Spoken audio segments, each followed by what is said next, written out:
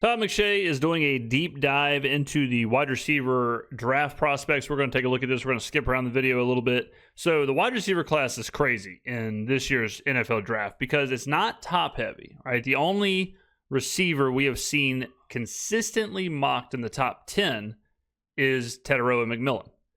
Now, it is deep though, right? I've heard people say Trey Harris is the best receiver in the draft. I've heard people say Savion Williams. I've heard people say Jaylen Noel. I've heard people say Matthew Golden, right? So it's an interesting pool of receivers. We're going to listen to what McShay has to say about them. It's important for the Saints because the Saints are a wide receiver needy team. The Saints are also at 9th overall, which puts them in the McMillan sweepstakes.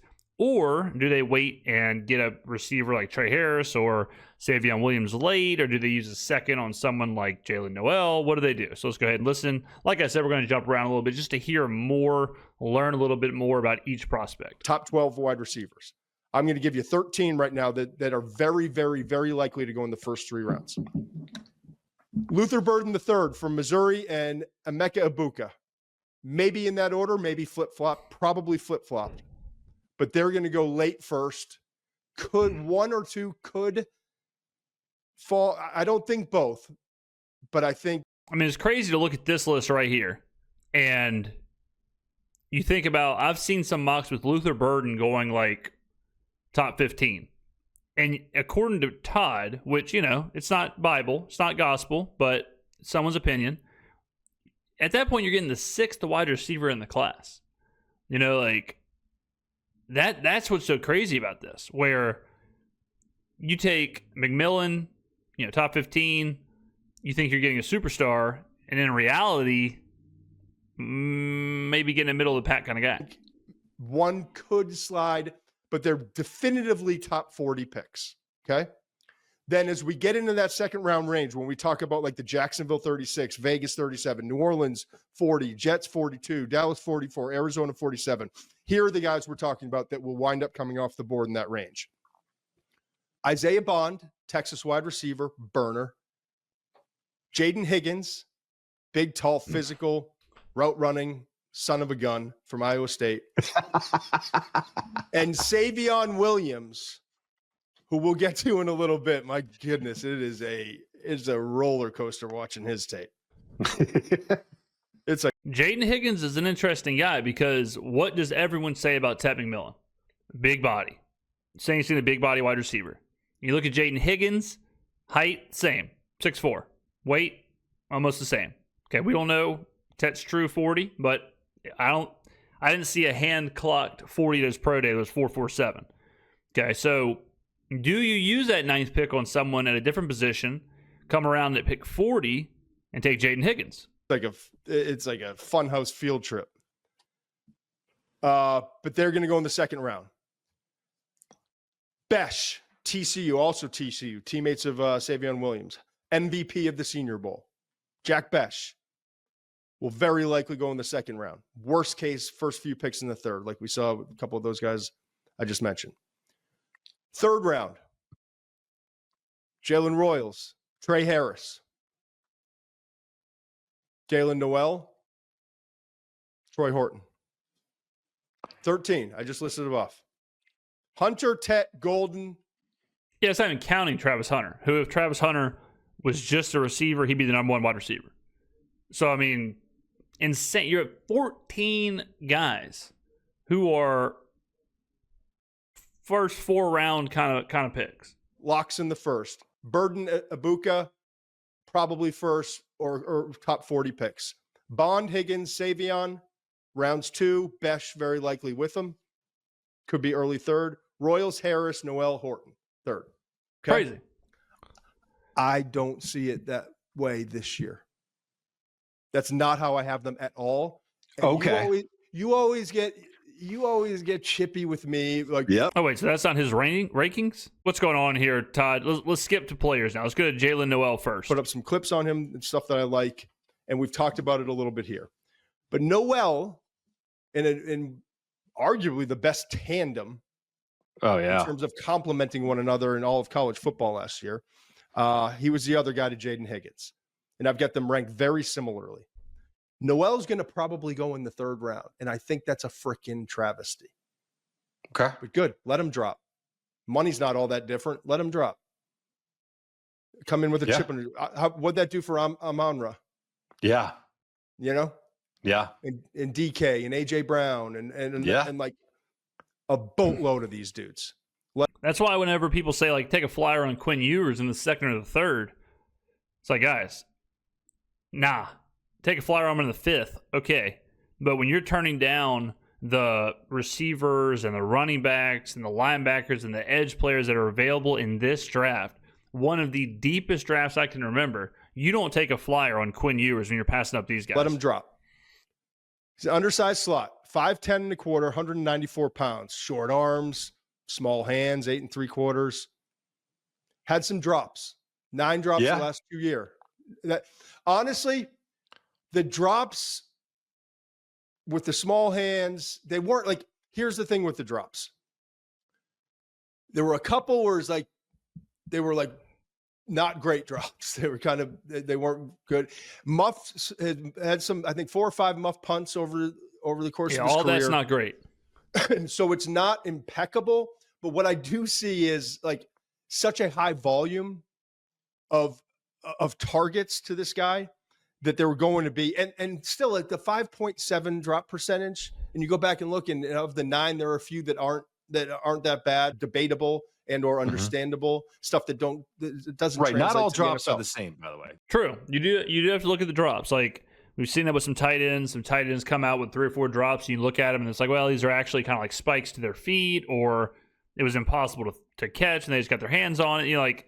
There's all kinds of, again, context matters with stuff. You can't just look at the overall numbers. So I'm not telling you to go watch every single drop, but it is worth it to go take a look at some of the drops.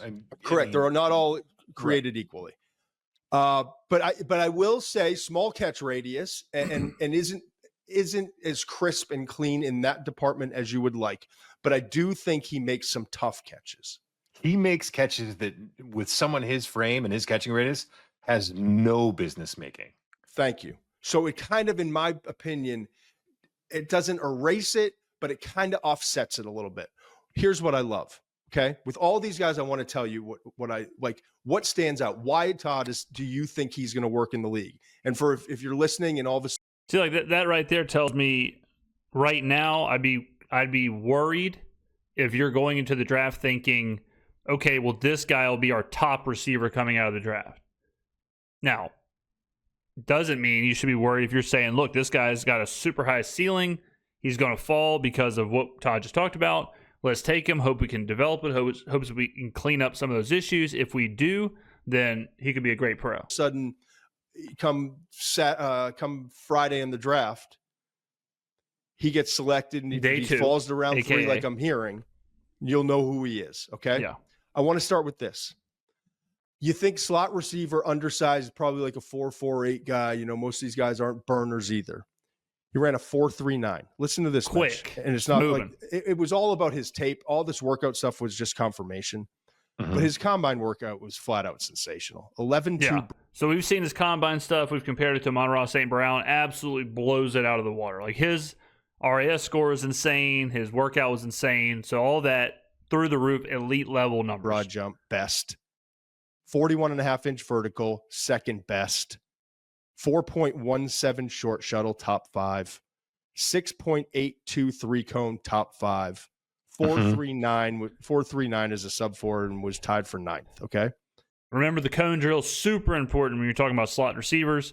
That's one of those like pretty consistent, good cone drill equals success. 4-year player, 3-year starter, 202 catches, nearly 2,600 receiving yards. Average just about 13 yards per catch as a slot receiver, can get downfield, 18 touchdowns. What's different with him than a lot of these other guys?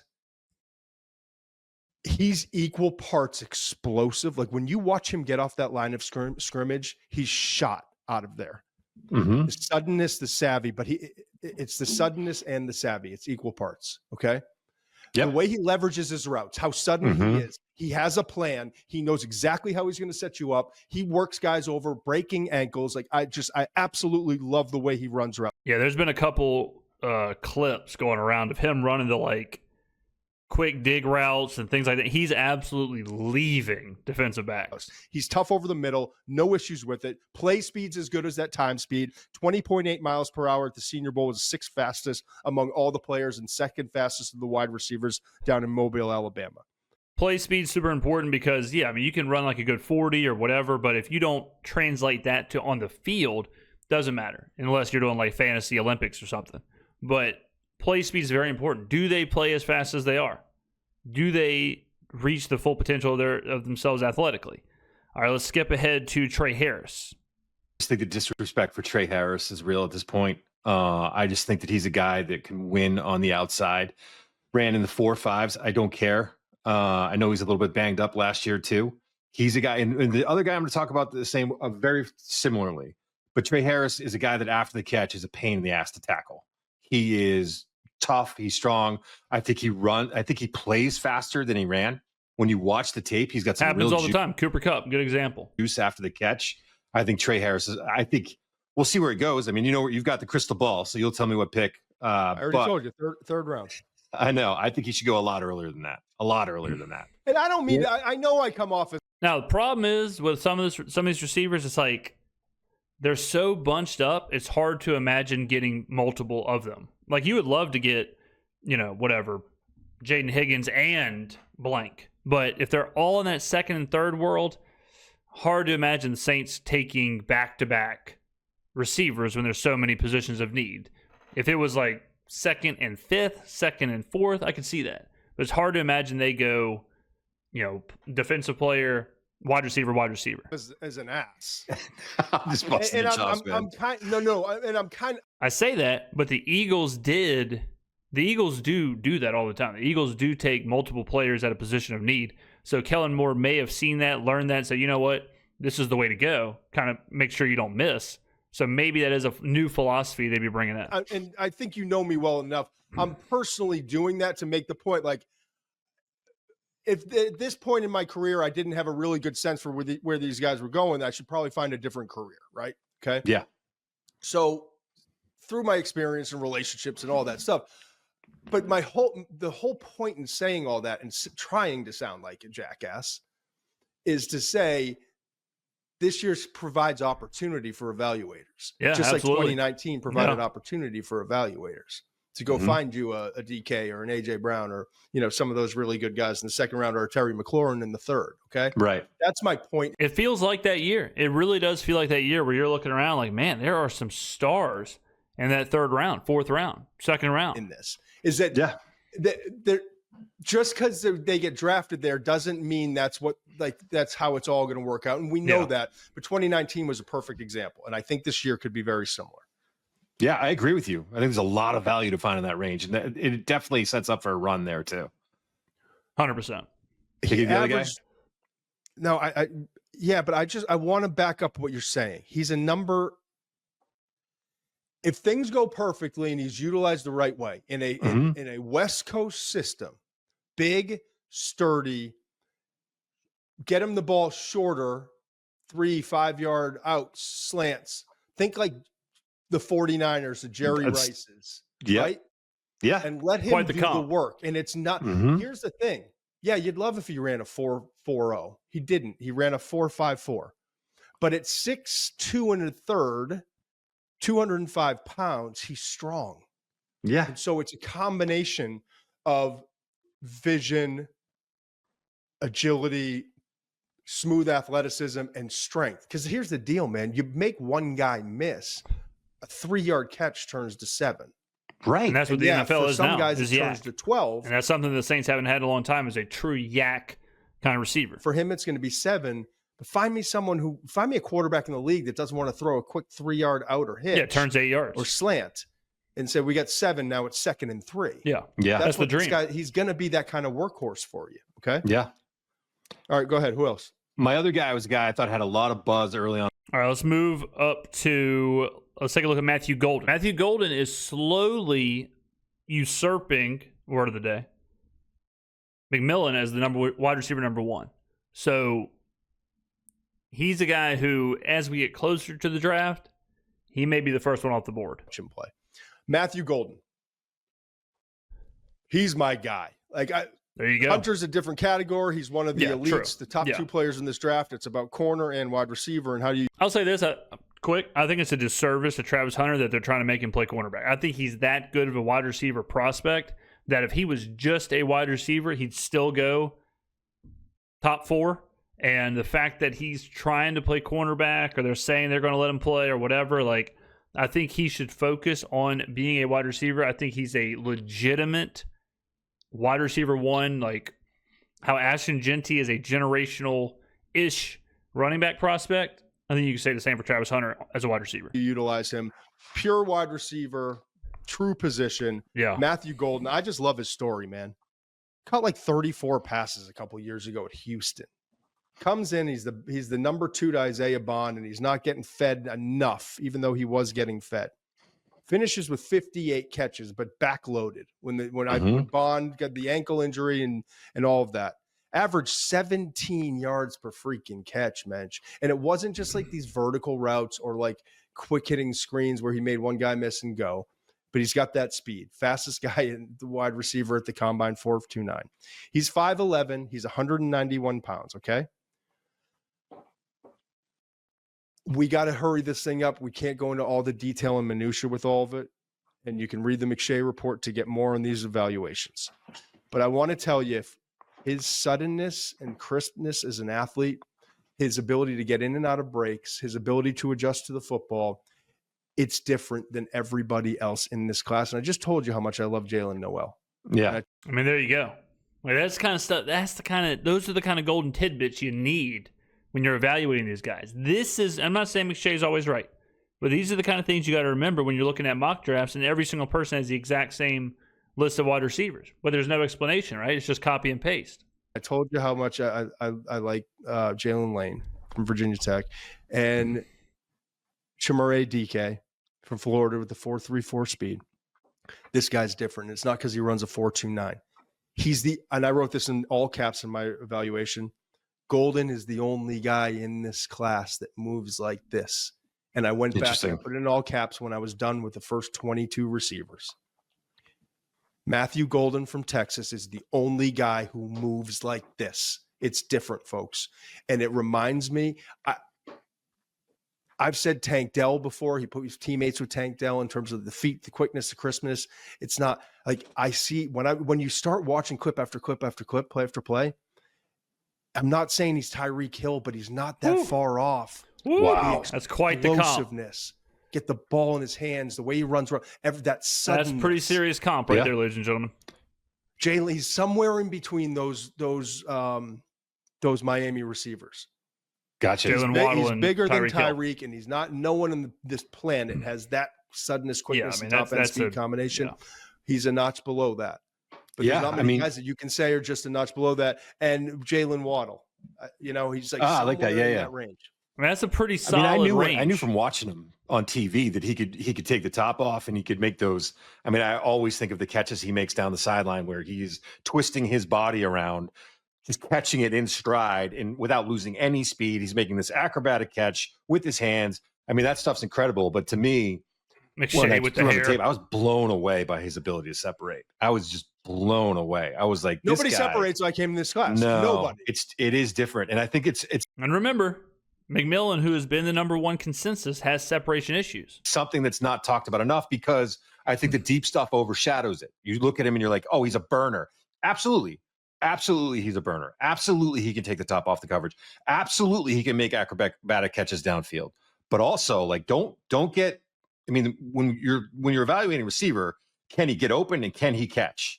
That's what you're really looking for, and that's where you want to start with. And he excels as a route runner. All right, let's take a look at Toddy's tiers. So we got Travis Hunter tier 1. Now he did do pass catchers. All right, so he included the tight ends, which I think is smart. I've always said that. I said that with Brock Bowers last year, where because it has TE instead of WR, they get dinged a little bit. So here, if you look at the tier list, he has Travis Hunter tier 1, Warren and Colston Loveland tier 2, Matthew Golden by himself in tier 3. Then you've got McMillan tier 4, Igbuka. Oh, these are all tier 4, but Igbuka, Higgins, Noel, Taylor, Arroyo, Burden. Okay, so some of the guys who we talked about are not on there. Trey Harris, not on here. Savion Williams, not on here. So keep that in mind as well. Now, with the tight ends, it does change things a little bit. But again, like, think about this, ladies and gentlemen. If you're taking, Ted McMillan, I know it's been mocked to the Patriots previously at like 4 overall. It's like, sweet. You might be getting the 4th best pass catcher in the draft. So I like how he did these tier lists. I mean, Golden and Ted McMillan are. All right, now we're going to take a look at Savion Williams, and we're going to wrap that one up. Be like, who the hell is this guy, Savion Williams? Really? You don't think he has any kind of buzz? It's kind of a unicorn. Like, do your friends he's got know buzz. about Savion? You're right. Yeah, No. I think if you're paying attention to the draft, especially because they come in pairs. Like, you got Bond and Golden. You've got Higgins and Noel. You've got Beck and Savion Williams. Like, now it's these paired receivers that are dominating the draft. So I think if you're paying attention at all, the 2 wide receivers from TCU, the 2 wide receivers from Iowa State, the 2 wide receivers from Texas. No. Nationally, TCU was not watched anywhere. Jack Bech got a lot of love at the Senior Bowl, understandably so, for his performance and what he had overcome. Yeah. But Savion, I've heard a lot of Puka Nacua comps with Jack. And Williams, this guy is I remember once, I talked to someone in the league. Here we go. Cordero Patterson is like the absolute perfect player comp for Savion Williams. Interesting. And it's not just the size. It's 6'3". Interesting. It's basically 6'4", 222 pounds. Ran a 4.48. He's got 32 and a half that's arms, physicality. 10 and a quarter hands. He's a freak of nature. Yeah. Okay. And he also kind of fits what the Saints need as far as the physical specs. And it's a lot of the same stuff. But I'll give you this backdrop. I remember Cordero Patterson came into one team in his meetings, and they were asking him about on those bangs. About like, what's your plans? It's January. We're at the combine. What are your plans? We're finishing up school. He goes, where are you going to be for the draft? Are you trying to finish up this year at school? Or are you working out? He's like, school? You kidding me? He's like, I didn't even get books last semester. my school's the NFL, and like some of the other quotes coming out of the interviews were awesome. Well, I talked to another team about Savion. They were like trying to go through some plays and stuff like that. And like, so what's the name of the play where that play we've been referencing and trying to checking his recall and doing certain things. And they're like, you were there in the Wildcat. What's the play? Mm-hmm. Give us that play. They want to get players recall. What do they understand? Right. What are their responsibilities? Right. Todd seems like he might have had a couple of. He might have been trying to split the G a few times before this video. He's like, yeah, I don't know that play. Yeah. He goes, that play is snap the ball to me, and I run behind 17. I score a touchdown. Right. You get out of the way. Same stuff. It's the same interviews, same body type. Now, is that a positive or a negative? That's up for you to decide. Do you want that mindset in a rookie in today's NFL? Because today's NFL is a little bit more of, individual, responsibilities, and it's much more analytical, and it's much more decision based. You have to kind of understand what's happening around you. It's a lot more of that and a lot less of just like snap the ball and make a play. Type, same versatility. He was a 4-star high school recruit, 5-year player, 2-year starter at TCU. Gradually his role increased. I'm telling you, man, I watch him on tape and it's an utter disaster. He's tripping, he's falling, he's raw. He's very, very, very raw. Not in the right place. He's dropping balls thrown right at him. You ready for this, Mensch?